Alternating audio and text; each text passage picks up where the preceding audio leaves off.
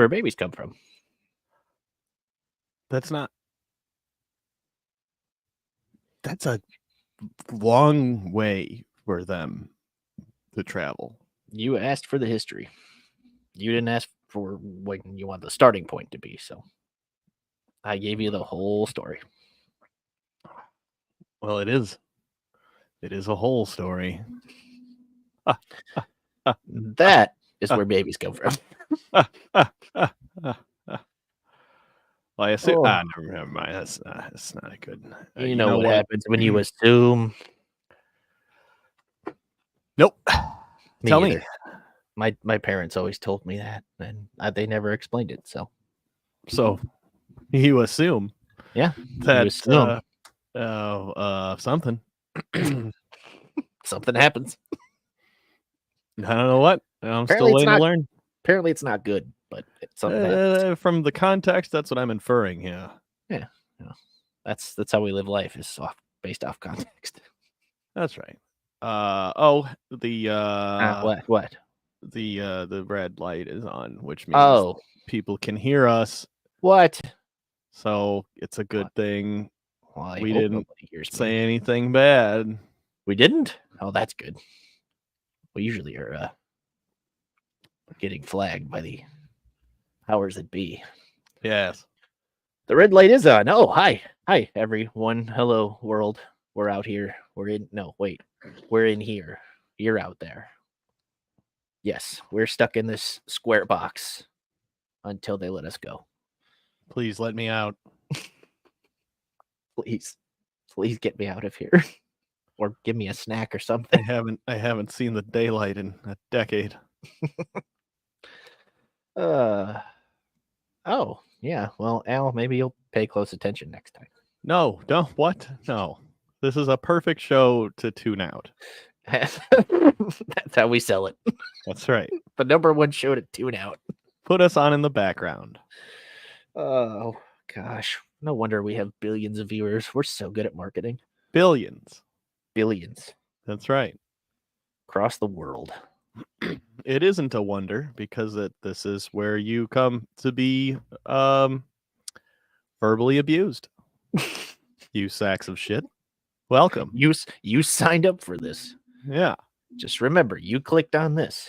That's your fault. You did this. Yes, we're going to victim blame on this one. That's right. Oh, boy. Stoop, how are you today? Oh, I smell bad. And I'm covered good. and I'm covered in dirt. Aww. Actually. Without me? Yeah, I was digging a hole all day. Just for fun? Yeah, we just want to, hopefully I get deep enough that I hit like a main like power line or something, and then I die. That's kind of the goal. That's the goal. It's like like a toaster bath is too certain. This one's more like a roulette, spin of the wheel. You can get that out of body experience. Yeah. There you go. Yeah. That's one way to wake up. Yeah, that's what I need for instead of a cup of coffee. I just need to hit electrocution. Yeah. High voltage right through my skeleton. Did you find any yellow spotted lizards? Caitlin asks. No. No? Well, when you're digging out your holes, that happens. Does that happen?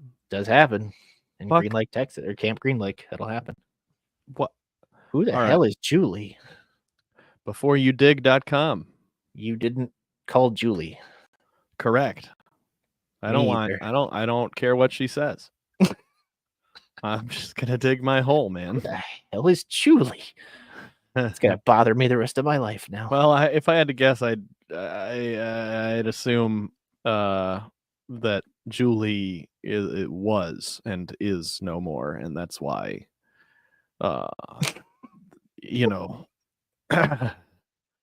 Anyway. What? You never Julie before you dig.com. It's the number you're supposed to call before you. I'm explaining the joke so it's why funny. would I call someone to dig on my own property? Because you need to know if there's utilities and shit where you're digging. That's just a reference point. You don't actually need to know. Well, again, I mean, it just depends on how badly you want to live. Yeah, fine. Whatever. Yeah. Capitalism at its finest again. Sure. How dare they tell me where to dig? Like, hey, you called me. Oh, Stoop, what are we doing? What is this? Ladies and gentlemen, boys and girls, days and thems, this is Talking Out Our Ass. It is a bi-weekly talk show hosted by the venerable Sam Reeves alongside yours truly, Stu Kid. Each time we do this, we have a guest on a subject, if you will. They're really in for it because we're going to interview the hell out of them. The only catch is we don't know what we're interviewing them about. They know what we're interviewing them about. We have the guest come on and tell us right in front of you what it is we're going to be talking about. So right now, Sam and I, we don't know what this episode is going to be about. Only the guest knows. Speaking of guest, is there a guest? Is there a guest? What day is it? Oh, you're right. Yeah, I was supposed to do that. I got that. I did do that. Good job. Go me. Another gold star. Good job. I'm doing well. We do have a guest. Our guest this evening, you may know him from Good Guys Talk Back podcast. You may know him from a former host of Locked On Sox podcast. And he now has a new podcast that he launched called Sox and Sober. Ladies and gentlemen, it's Nick Murawski. Fellas, I thank you so much for having me. I think it is hilarious that they would call it Julie because that was the first person to get electrocuted while digging. So they named the service Julie. I think that's what we go with. I think that's what I was trying to explain to Sam, but you have to talk really slowly to him. It's such a wonderful. It's an honorary. That's the family must be so proud. Well, it's the and I love that we're starting this direction. It's it's the same as Brad's Law. Brad's Law. Again, we're honoring the kid that on his 21st birthday drank himself to death by this is the law that says that dictates how many hard drinks you can have per minute or something. I don't know. And when you name it after kids and you name it after adult, people remember it more. I mean, it just makes sense. So that's true. Amber Alert. You know what an Amber Alert is. Absolutely. I wonder if did they find Amber? Most wells are referred to as Jessicas in certain areas of the country based on that tragedy from, I think, the 80s. So it makes sense. Get people to remember it, name it after a kid. This is great. Yeah. Did we find Amber or? That's a great. I think that's why it's still called Amber. Alerted. I don't know if we ever found her. I personally, but somebody maybe that was in charge of that. I'm not sure. I'm super happy and honored to have you on the show, Nick. And also, I'm glad that we started off dark because you are really making both of us look like shit. I mean, Jesus Christ. I mean, good God, Sam and I might as well just be in literal dungeons. No, and I am. And Sam, for reference, that's what a ginger beard looks like. Okay, that's what it looks like. That's Sam. Thank you for Sam, next time you go to the barber, you hold up a picture of Nick. You say, "Give me this. Give me this."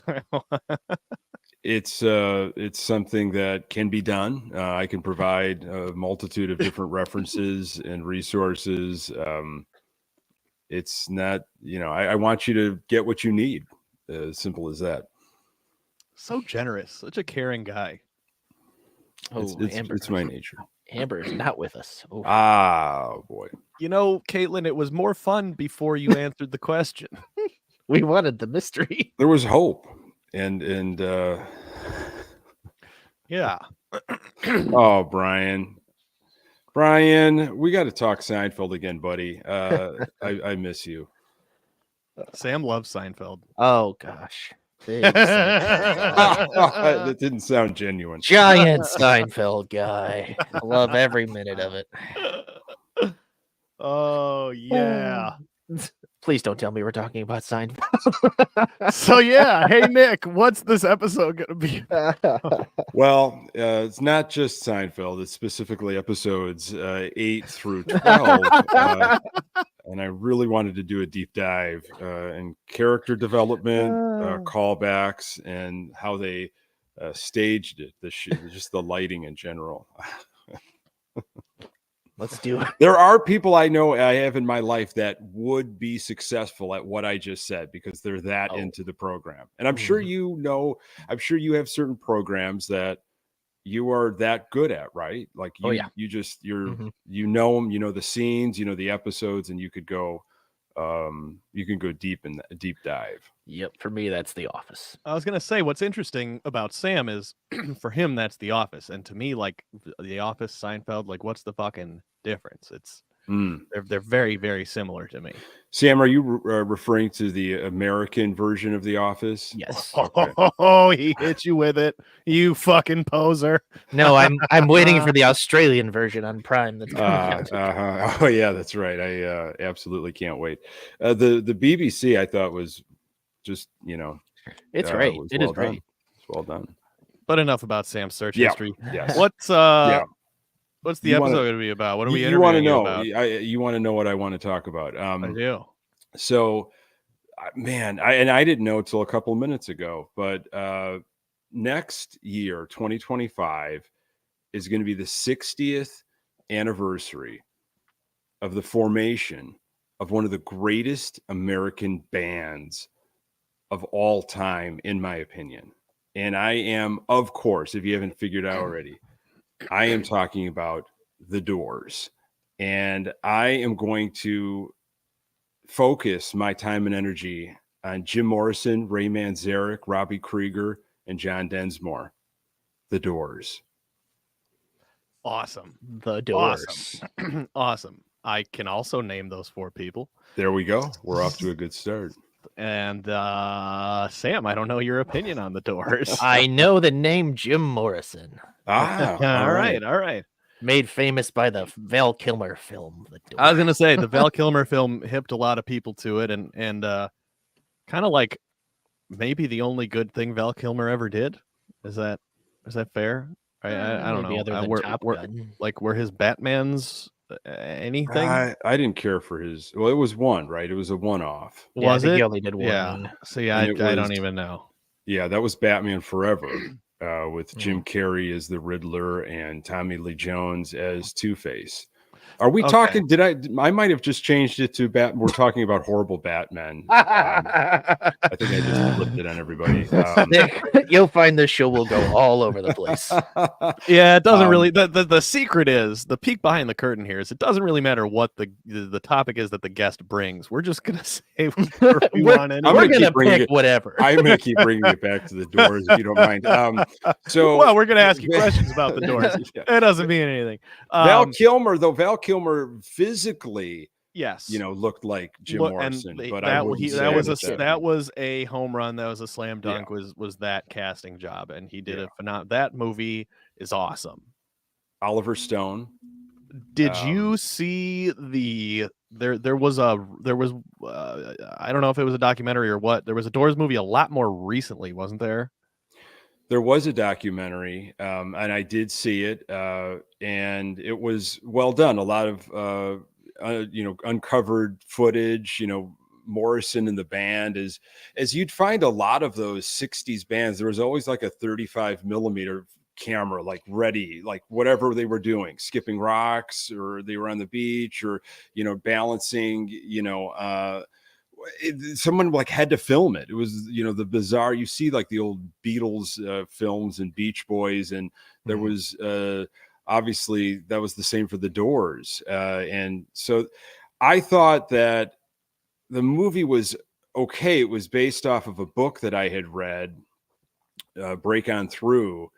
And that was pretty telling, but it was really the music. I was a classic rock junkie in high school. When I started, driving to high school, it was like classic rock. The station was, the Loop 97.9 in Chicago. Right. And then there was a station 94.7 CD, 94.7. This was before the Drive. 97.1, the Drive didn't exist yet. So, and of course you had the oldies. And I don't know, for some reason, the Doors had this dark persona. You know, it didn't have that happy-go-lucky, you know, peace, love, and whatever. It had a real dark edge to it, a dangerous edge. And when you look at the Doors catalog, the first 3 albums are very different than the last 3.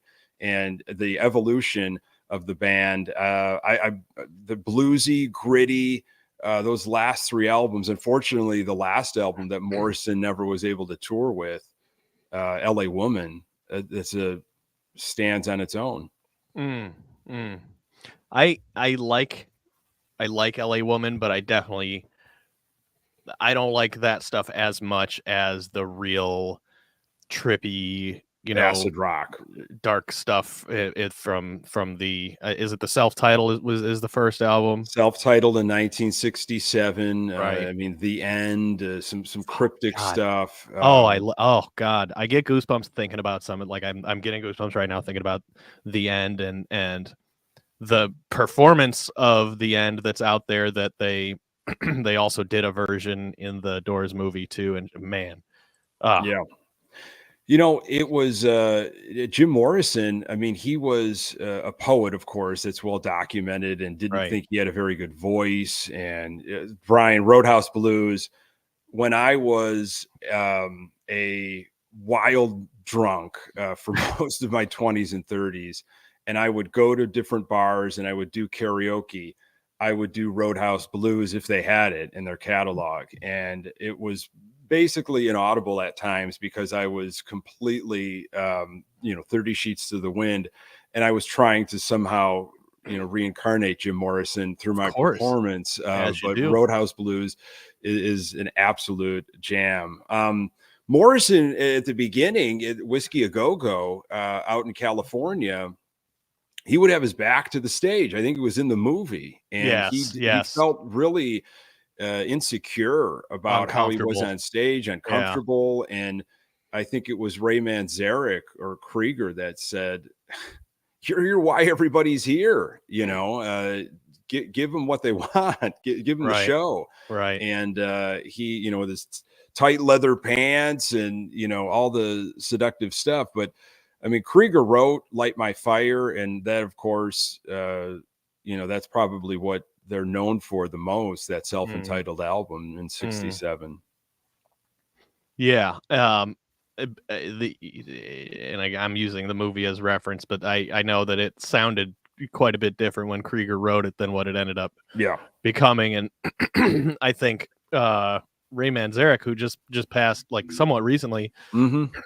First of all, my father would kick me if I didn't mention that Ray Manzarek was from Chicago, or the Chicago area. He was a DePaul guy. Yeah, that's very important. That's very important to mention.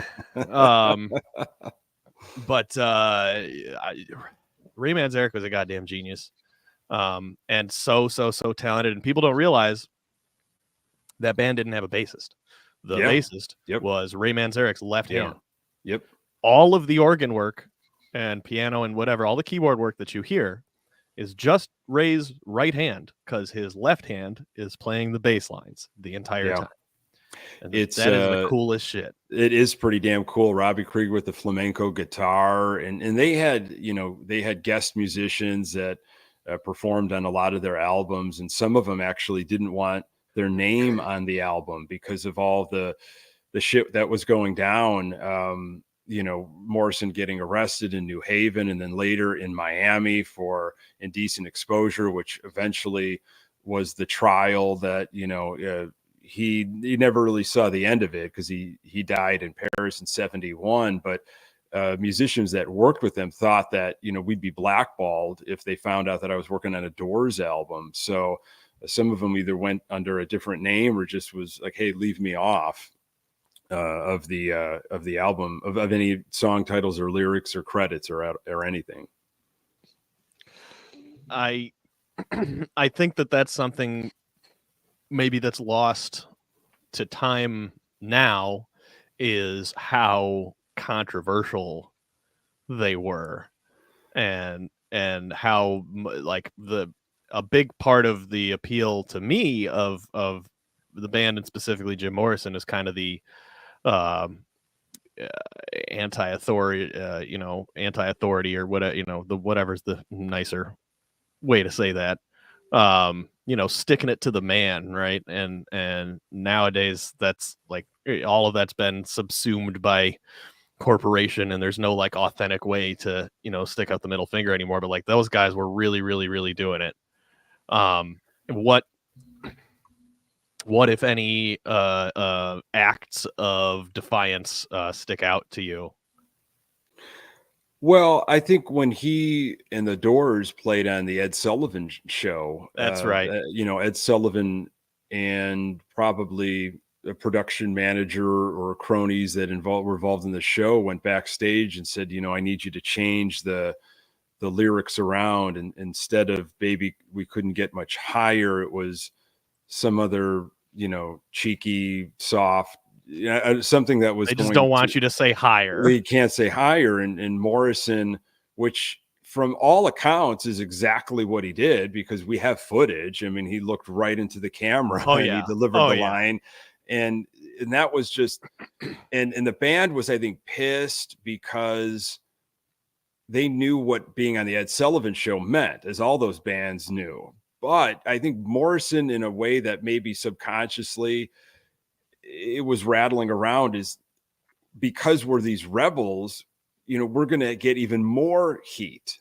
and sure enough, they, their live shows, I mean, they just gold album after gold album. Now, they couldn't perform at a lot of places though, after New Haven, when Morrison was pepper sprayed in the back stage by police officers because they thought he was just somebody that snuck in. They didn't understand that he was actually Jim Morrison. And then he went on stage and talked about what had happened, and basically ensued a riot. And then, of course, Miami, when he apparently, which from all the accounts that I've read, I don't think he actually exposed himself, but obviously there's so many documented reports, and I haven't found any, anything to really prove it, but they could not get a gig. No one would book them. But, they were a band that I think a lot of people wanted to just have Jim Morrison, it's like, we just want Jim Morrison. And Jim Morrison said, we're all or nothing. So I think the credits actually on lyrics on albums are the Doors. Mm-hmm. Like they all collaborated. And there was a moment where Morrison was MIA, which happened all of the time. He just would be gone. You didn't know how to get a hold of him, and they would rehearse without him. He wouldn't show up sometimes for concerts until like the middle. But I think it was a Chevy commercial, which again was in the movie, but in the books and the articles, it goes into detail of the commercial contract that they offered to the Doors, and they were without Morrison, and they're like, well, we'll take it. This is easy money. You're going to use, I think, Light My Fire in a car commercial. And Morrison resurfaced and saw the commercial and just went bananas. Just, we are not doing this. We are not doing commercials. We're not doing jingles. We're not doing marketing stuff. That is not who we are. I mean, he was really, I don't know, he was an artist's artist to his detriment. I think he lived that way and thought he was, this suffering poet, and ultimately, wanted to be buried in Paris with other poets and other legendary figures of that ilk. And he wore that character well. He really did. And died at 27, as so many rock legends did, which I think is just crazy when you think about can you name all of the musicians that died at 27? It's insane, that list. Should we see how many I can do Let's off the try top it. of my head? Let's try it. Jim Morrison, Jimi Hendrix, Janis Joplin, Kurt Cobain. Okay, I'm out. So you said Morrison, Hendrix, Joplin, Cobain. I want to say that Brian Jones, died at 27 from the Rolling Stones, right? How old was Mac Miller? That's a good question. What about Keith Moon? I think Keith Moon might have been in that 27 range. It's an insane Mac list. Miller just missed. He was 26. Really just had to be different. It's I don't know. It's a band that again, if I completely understand that people will dismiss them as this kind of acid rock and they maybe flamed out. Even a lot of what you've described from a neutral point of view could perhaps be seen as pretentious, and I think that's what that's part of what pushes people away is you see this persona of this kid who he didn't come from nothing, right? He was the son of a high-ranking military Navy officer. official. Oh, thank you, Brian. Yep. And as so many, as you get older and you start to find out all these rock stars who wanted to be the suffering artist actually came from money. And I think that it's that, and it's I suppose different strokes for different folks, and I guess the Doors is like the 60s equivalent to emo bands of my time, where it really resonated with some people, and if it didn't resonate with you, you're like, oh, you guys are weird and creepy, Yeah, I think that he definitely traveled around as a kid, Morrison, and didn't have a lot of musical background at all. I mean, couldn't play an instrument, and yeah, I think there was definitely a fighting back to that military style. I mean, I think he was a straight A student in high school, which is crazy. He goes to Florida State University, pretty much gets kicked out, hitchhikes to California to go to UCLA film school, and he gets thrown into this world, a world that he really wanted and made. And what you see in my mind, the first 3 albums compared to the second 3 albums, especially the last 2, is his complete removal of the Tiger Beat persona. The photo, the cover photo of magazines, the teen heartthrob. He wanted to run away from that as much as possible. Thus, that heavy beard, and he put on massive amounts of weight from just heavy drinking, drugs, and just a horrible lifestyle. But I think he liked that. He leaned into it. He's like, great. Nobody wants me on the cover of their magazine anymore. They're going to see me as a musician. They got down to the bluesy, the raw stuff that I think brought them together, especially Manzarek and Krieger and Densmore, who was he was a trained drummer. He really knew his stuff, and they got down to it like in Morrison Hotel and LA Woman, even Soft Parade. There's some gritty stuff that if somebody's not familiar with the whole catalog, you'd play them in LA Woman or Morrison Hotel, and you'd play them in, at the beginning of their career. And I think you'd have some people that say that can't be the same band. I mean, for sure. Morrison's voice is you could recognize it no matter what, but just the way the music was structured, I think it had an edge to it that it didn't before.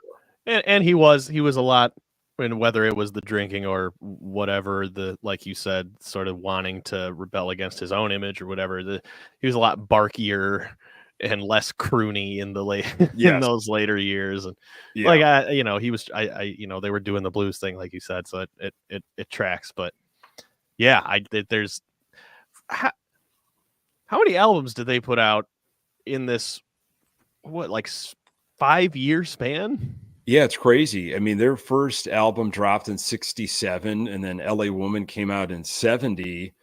I think right before the year's end, and then Morrison died in July of 71. So they cranked out 6 albums, and then I think a couple best ofs that were on their contract, that they had to do. And from what I understand, they had material for more. Obviously there was some stuff on the cutting floor that has been post-released, and there's been a bunch of live albums. I mean, Live at the Hollywood Bowl in 1968 is probably going to be your best live album from the Doors. And again, you didn't have a large sample size because Morrison screwed up just about every live show from a certain point on, with being just belligerent or stopping the performance or passing out on the stage, doing some sort of, theater of the mind shit on the stage. So to get a good solid live recording was difficult, but that Hollywood Bowl album is pretty badass. That's crazy. 6 albums in that short of a time is nuts. Like they Absolutely insane. And to become as big as they became so quickly, like that's part of what always blows me away when I think about them, is that it's like in 5 years, it's just an insane. It was just ascension. like record, go on tour for a short period of time, then you're right back in the studio because of these, these record commitments. And I think that when you see some of these bands that were able to do it and they've stood the test of time, like that's got to be taxing. Yeah, to just be under that pressure. And now, with the way I think of Forrest Gump, and I know it's happened in other times, but I mean, what was the movie with, was it Platoon or, the Vietnam movies that brought the Doors back, and CCR and these other bands, that you think, and you can kind of close your eyes, listen to that band, and it takes you to, the protest years and Vietnam and everything. I troll my dad with that, with specifically the song "Fortunate Son" by CCR all the time, because that is the Vietnam song. That is the number one Vietnam song. Followed by there's something happening here. Followed by that, but first and foremost is the It's the song I played. Made to wave the flag. It's the song I play for my dogs when they look like this. Yeah. Oh, which God. Here's a fun fact. Morrison was maybe it's not fun, it's a fact though. Fun fact. Morrison was a big CCR fan. Morrison was a CCR fan, would go to live shows to watch Fogerty and perform, and Canned Heat, that is famous for Heading Up to the Country. I'm going up to the country to go. He was a big Canned Heat fan, which find me another Canned Heat fan, and I think you've got a party of 2. That's interesting. Did they ever talk about any of the influences that he had? Were those any of the influences that he had in music? Did he ever talk about that publicly, or does anybody have any document of that? I think Elvis. I've heard Elvis was definitely, but Elvis was such an influence to, with the Beatles. Everybody in that time Elvis broke the mold in terms of rock and roll, and once he hit TV, Elvis stole a bunch of songs and made money, and people like that. Oh, you could make money and you could steal stuff. Great. I'm gonna do it. We should do that too. Yeah, you know what? That doesn't sound like a bad idea. What are you doing after this? What a business plan. Yeah. We're gonna steal a bunch of songs that no one can claim, and then we're going to get rich off of it. But Morrison, I don't think ultimately, wanted to. I think he wanted to ditch the band thing. He knew that was the cash cow. He put out a book of poetry, and I think his girlfriend, on and off girlfriend, Pamela Corson, convinced him that that's what you're a poet, like you should be doing this. And that's where Paris came in. And I think he wanted some anonymity as well. And I think he wanted to just live that life, follow those tracks of so many different writers and literature heroes of his from yesteryear, walked, wrote, drank, all that kind of stuff. Something I just read that's incredibly crazy is that he died of congestive heart failure is what they're calling it, but there was no autopsy because they don't do autopsies in France. Which opens the door to the rumor and allegations that he didn't die, right? I mean, that's obviously Yeah, he's down there with Tupac. Yeah. Jimmy Hoffa. Pamela is apparently the only person that saw him, and that what happened to the body after, there's some room for questioning. There was a book that came out, I think it was in 2006 maybe, kind of reimagining and re-releasing some information that has come to light. Some new shit's come to light, man. And it's I mean, have you ever realized that he could have not been dead? He could have still been alive. He's been Val Kilmer this whole time. Dude, we did not realize that. Yeah, so I think for us Morrison fans, it's like it is like mystical to think about him in some island or something, singing Roadhouse Blues while drinking a pina colada, like half coherent. If he still is, I mean, he was 27 and 71. That was 53 years ago, so he'd be 80. Is that right? Am I doing all my math right? Sure. Probably.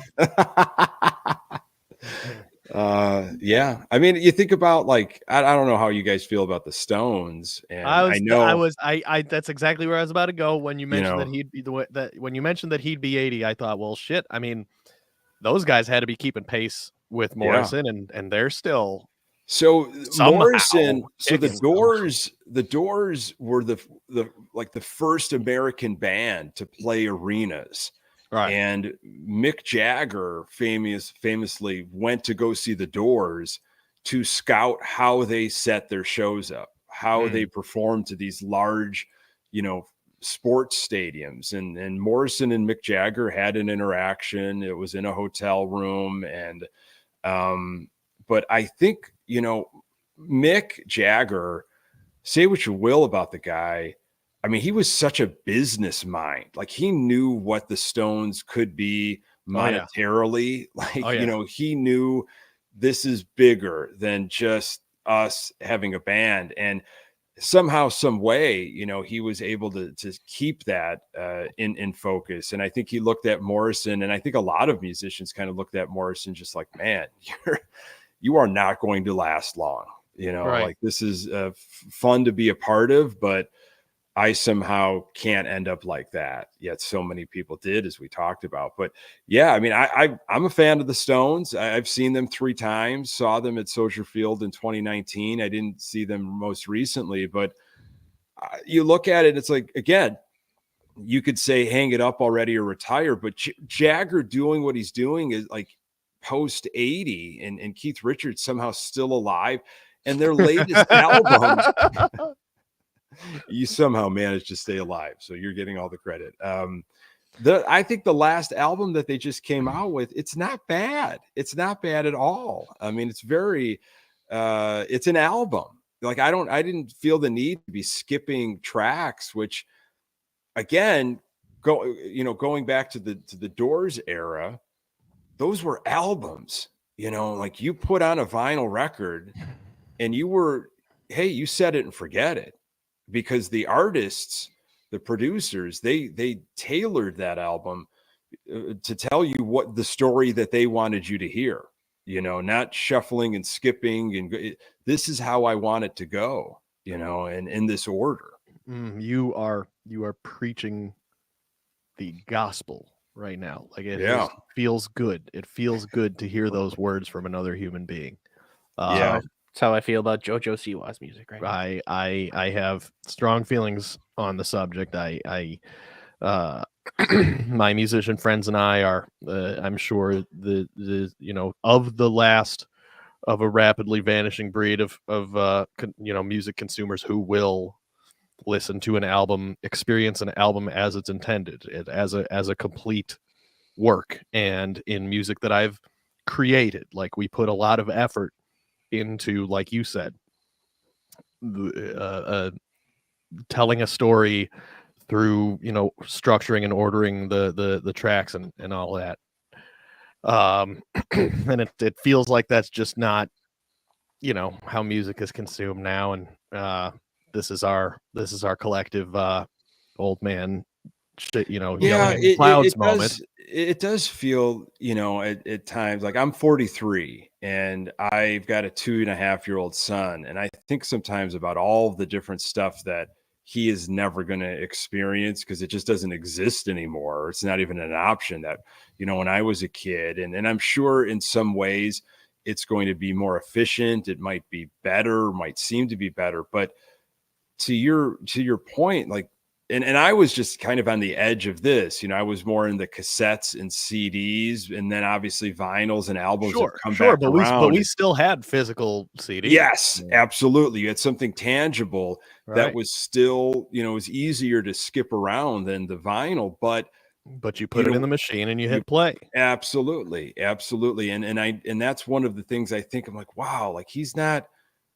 And unless it's the retro, unless I introduce him, to, my records and different musicians and bands, and like, hey, this is how music was produced. This is how we listen to it. And there's a real story to be told. And each song, blends into another. And I think about like Rick Rubin and I'm a huge Tom Petty fan, and, that documentary on Wildflowers that Rick Rubin was involved in, and the sweat and the anguish over which songs get in and which songs don't. And that story that he is trying to tell along with Petty and the band. It's, I'm sure artists still, go through that, but it just seems like such a one-off singles world. And has it been like that for a while? I'm assuming yes. It's a lot of EPs and singles lately. Yeah.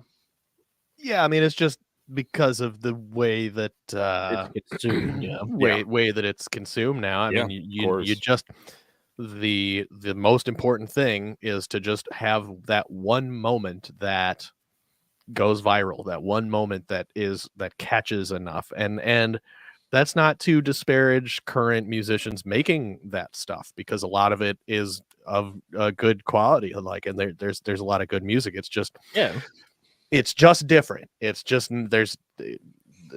I don't think that there is, now obviously this is very genre dependent, but I don't think there's as much emphasis nowadays on the album as a work, the album as a Jesus Christ, 43, and he really, again, just makes both of us look like absolute shit. I mean, good God. What is your secret? Well, cocoa butter and apricot preserves. This time of year, I'm in heaven. I've dabbled in so many different things, and before I got into teaching, I was a career changer. I got into education. I became a teacher, but for a while when I was living in Chicago, I was just an improviser. I studied at Second City and at IO and Annoyance Theater, and I was, for 2-3 years, I just did the improv circuit and did some commercial work, and I performed in different groups and wrote sketch comedy and did festivals. And we used to talk about like long form improv, which, when done right and you're doing with the right people, it's such a magical experience. But it is that album, it's that we're going to take you on a journey here, and there's going to be some ups and downs, and you just kind of have to be patient and be with us as an audience, and know that we're going to come back around and button this thing up for you. Trust us. We're making this up, but trust us. We're going to take this full circle. And I feel like, these great albums in our lives, that was it. You might have dropped the needle or pressed play on your CD, and you're like, I don't know where this is going. But then you kind of quickly realize how they take you on that journey, and you just kind of trust the artist, and it's awesome. Yeah. Yeah. You hear that, audience? Trust us. Trust us. Yeah. Us specifically. We won't lead you astray. Never. Yeah. Don't even worry about it. We've got this. We've got it all under control. You're ours for an hour. And then you would say also, and I use this term a lot, is you talk about the B-side stuff in your life, because the B-side of a 45 was the stuff that was the experimental stuff, right? The stuff that they didn't talk about in publicly. The A side was the thing that was going to go to the radio. The B was what they really wanted to do. So as we live our lives, and you've got your A stuff usually on your LinkedIn profile, and everything's polished, but man, it's the B stuff that we're really excited about in life. The B stuff is what you want to talk about. That's correct. Sometimes can't, but that's the beauty of that is that's correct. Yeah. And I'm a living example of what happens when you don't bother with the A side. And there's a market out there for the B side somewhere. Someone's gonna like it. Just keep doing what you want to do. Yeah. It's or maybe you'll die. I don't know. Well, it's that's fine. Hunter S. Thompson. I really got into Hunter S. Thompson. I think everybody might. Well, I wouldn't put that. That perfectly lines up. If you like the Doors, you like Jim Morrison. That you're gonna. It's a natural progression to Hunter S. Thompson. Just a guy that basically was it never got weird enough for me. This dude Hunter S. Thompson was weird as it got, but he knew what he was doing, even though he might not have known it. He had a plan. It was just it was organized chaos. His gonzo way of doing things, of immersing yourself into a story, fully diving into whatever theme you are writing about or learning about, becoming part of it to the point of you were going to get stopped out by the Hells Angels just so you can get this story is crazy to me. I mean, he was a nut. And I loved some of his stuff. I mean, one of his best books, in my opinion, is The Campaign Trail of 1972, which Hunter S. Thompson loathed Richard Nixon, which is a good character trait. Yeah, I mean, that's exactly. He's not the only one that had those feelings, but he publicized it, and his documenting the campaign trail of 72 and just the slime and the filth of politicians.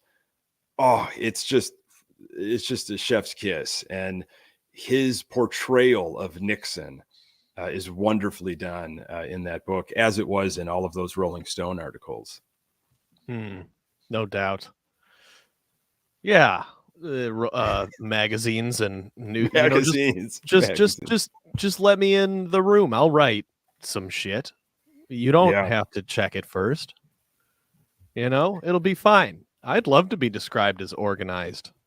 He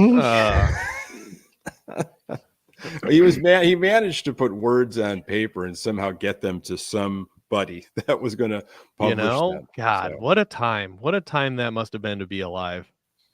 Goodness. I think about, I think about social media a lot, more than I should, because I have such an absolute love-hate relationship with it. You've come to the right place. Yeah. It feels like with what, we do with if you're doing podcast content creation, if you're trying to put anything out there, unfortunately, you have to have some sort of relationship with social media.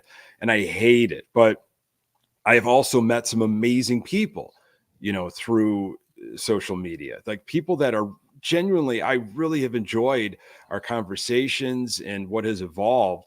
However, the grossness of having to advertise yourself through that is just it really churns the stomach. So I think back to those times whether it's the era of the 60s and 70s with the Doors or Hunter S. Thompson doing his thing. And it's like, if somebody couldn't reach you because you weren't at home or what, sorry, you just like, I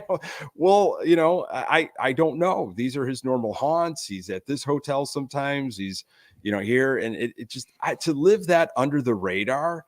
And again, I grew up when you had that, in the 80s and most of the 90s. And I think back to like just being able to live that way and not be reachable, by work, by everybody. It's attractive. It's very, it has altered our cognition in ways that we still don't grasp. And I'm going to try and be as concise in my response to what you just said as possible, because Sam does not want to hear me talk about this again. But what I've boiled it down to is the human brain, like technology. This part's obvious. The advancement of technology has outpaced human evolution. Right.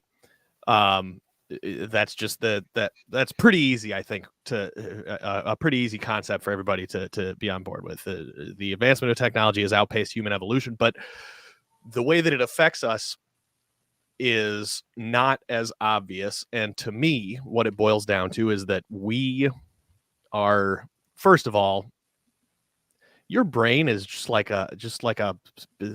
a wet, salty hunk of meat with electricity going through it. What the fuck? And we were not designed, and still are not designed, to like have in our brains more than 50 people, maybe.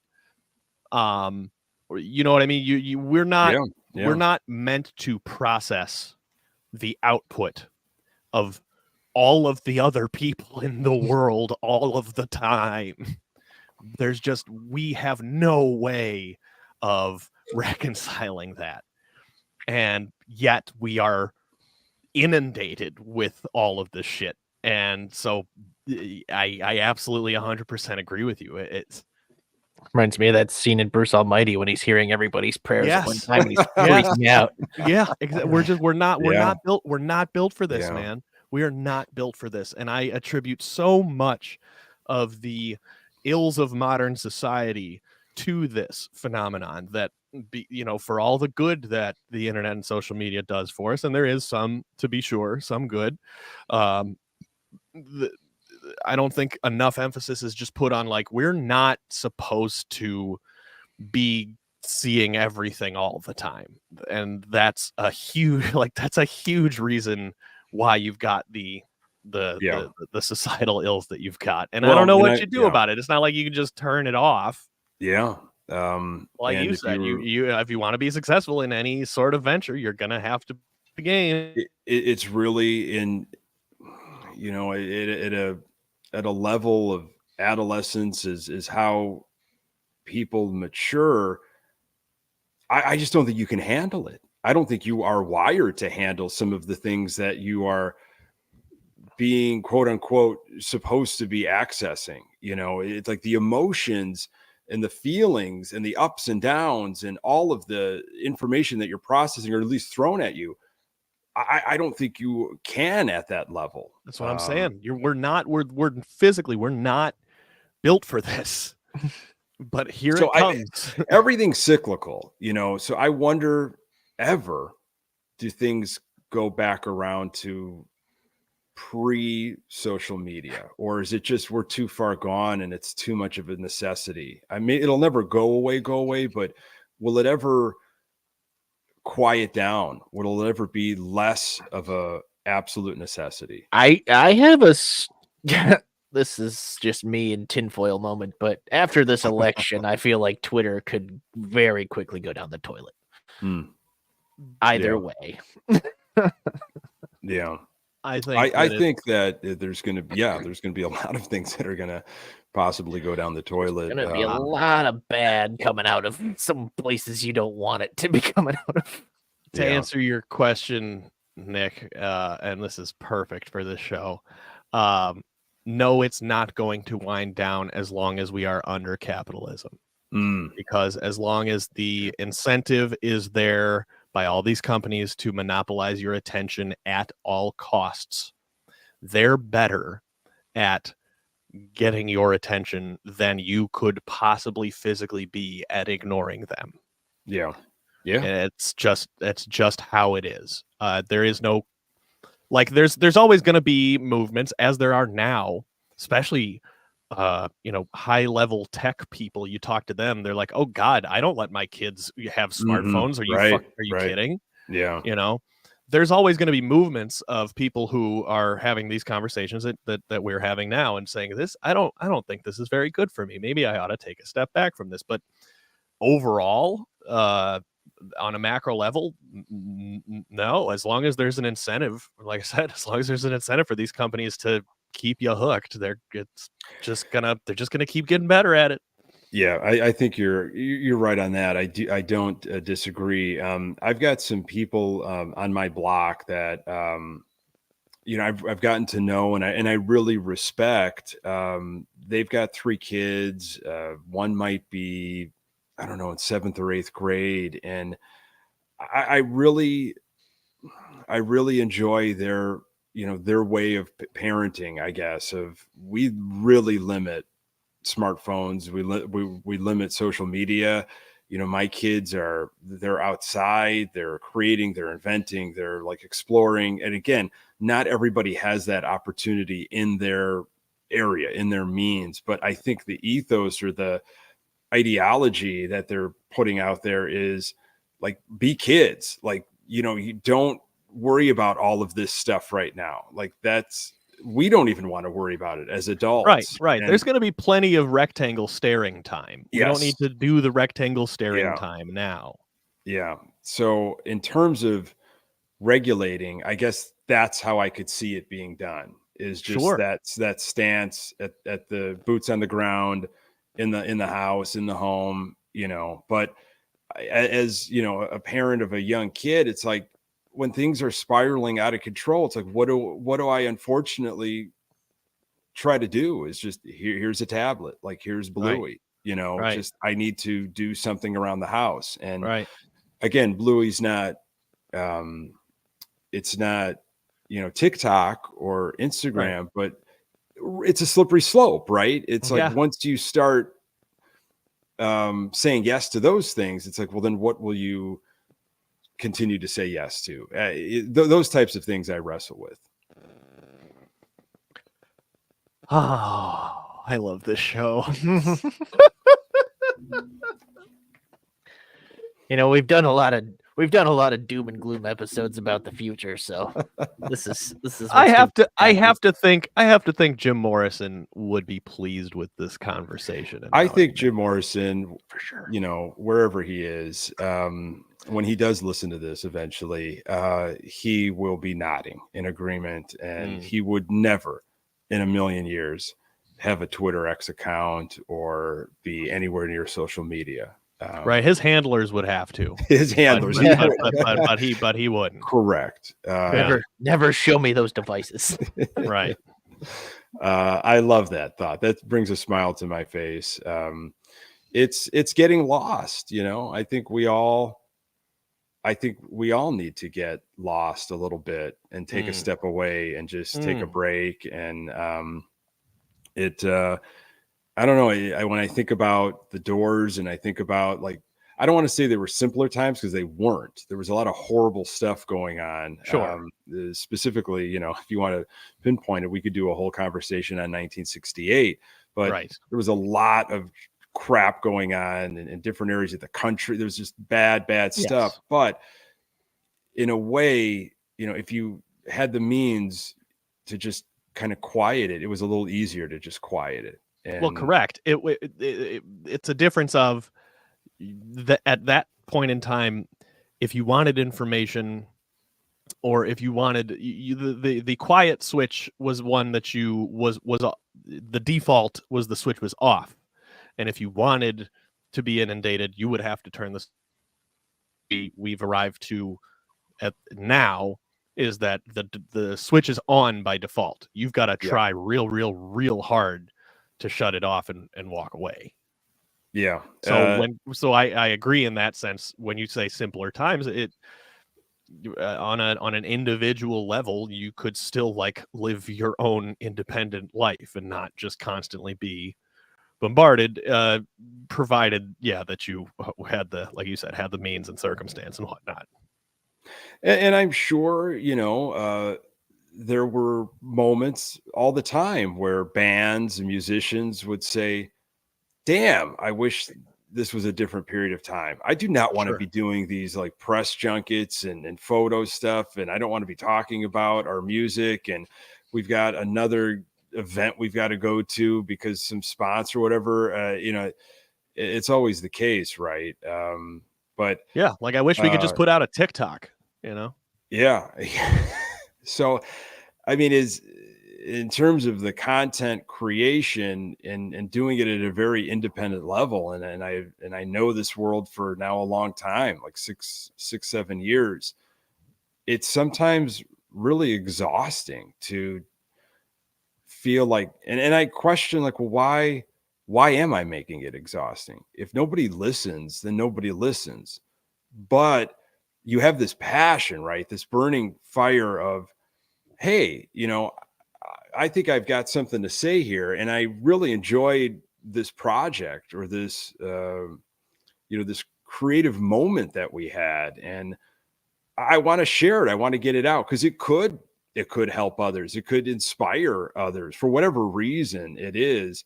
So there's that tug of war that goes on. At least I have that where I keep going back and saying, well, this is the way to get news out. Now, years ago when I was in an improv group, we would put our posters on different coffee shop bulletin boards. Facebook wasn't even really a thing. It was MySpace that you were trying to get people your information out on and you were just exhausted. Like, oh my God, I've got to have my best of in full. I have to have my tiles of my favorites here. Damn, I just met somebody cool the other day. Do I slip them in here or should I still keep it, my originals? And I got to get down to that coffee shop to put my new flyer out. Those were your big problems back in the early 2000s. Oh yeah. And I mean, we, have that as what we're trying to do, but we also don't follow the norms of promoting ourselves on social media. We kind of make fun of it. And that's kind of our way of promoting ourselves. That's the angle we're trying. And you know what? If like you're watching this, fuck you. Exactly. But you enjoy it though, right? I mean, you enjoy doing this. You have to. Oh God, I will talk into a microphone even if I'm just sitting here by myself. It's the absolutely. best. I mean, I talked about it as being therapeutic. I mean, if some people join me in the listening process and I can, resonate and connect because I just have a feeling I might not be the only one that has some of these crazy thoughts. Originally about the Sox, it was like, sure, I'll put something out. I like this. I have a radio broadcasting background, so I'm kind of familiar with doing this type of thing. It was something I thought I might have got into after college, but didn't work out. And it's like, I love this. This is a fun hobby. It's a healthy way. It's a healthy outlet. Sure. Managing all the social media nonsense, it's kind of just white noise to me. Yeah. Yep.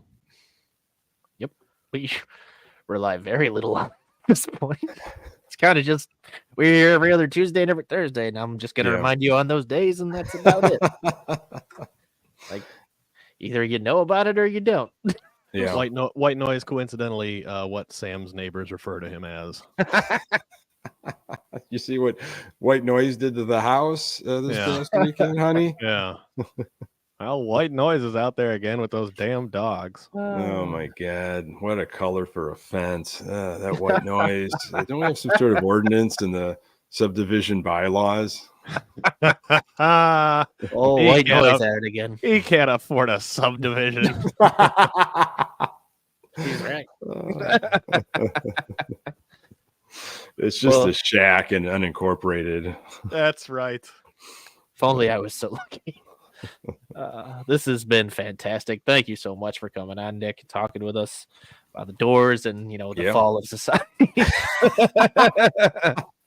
It always seems to get there, don't we? I think we really figured some things out, and this has been so fun. I mean, thank you both very, very much. This has been really enjoyable. All right. Anything you want to plug while you're here? Damn it, I better. As we just said. Yeah. Yeah. So anyway, stick it to the man and all that. Now, advertising. I'm gonna be down at the Laugh Barn in the Southwest Plainfield area on this coming Thursday. Are you actually? No, I'm not. I got a couple podcasts we'll talk about. This podcast is near and dear to me. I run it with my best friend for over 20 years, Pat Hester. It's called Good Guys Talk Back. It's a play off of Good Guys Wear Black. Hello. And we have lifelong Sox fans, and we kind of really, our fandom kind of galvanized in those early 90s when they switched to the black uniforms, and that was their slogan. And so we do that right now in the off season. It's every other week, but we're going to be approaching our 7th season that we've been doing this. So it's been, talk about therapeutic. There are these horrible seasons. It's good to just, rub shoulders with like-minded people sometimes, and just, hey, we're all going through this. We care about it a lot more than that we should, but it is a sickness. It really is. And we're committed to it. So it can be described as nothing else. Yep. So Good Guys Talk Back can be found everywhere. And I just launched this past week. I think it's going to be monthly. It could be bi-monthly, a podcast called Sox and Sober. I am 6 years sober, battled alcohol addiction for a long, long time. I've been in some really dark moments over my years, and just recently I've gotten really comfortable where I'm at, and I have met a lot of people over the years that are not only going through recovery, but they have found sports to be such an outlet for them, in their recovery process. And so this podcast is kind of about how the White Sox, believe it or not, in all of their horribleness, has been able to help me, kind of take it one day at a time and continue to, I guess, cobble a life together after drinking, which I never thought was possible. So you can find that podcast absolutely everywhere. And I'm really excited for, some of the paths and conversations we go down over the months. Awesome. Absolutely awesome. Yeah, the first episode was fantastic. I listened to it yesterday. Great. Thank you. Very well done. Thank you very much. Inspiring. So looking forward to more of those. Thank you again, Nick, for coming on. For us, we'll see you guys on Thursday for AskCast at 7:00, and have a good rest of the week. Goodbye, everybody.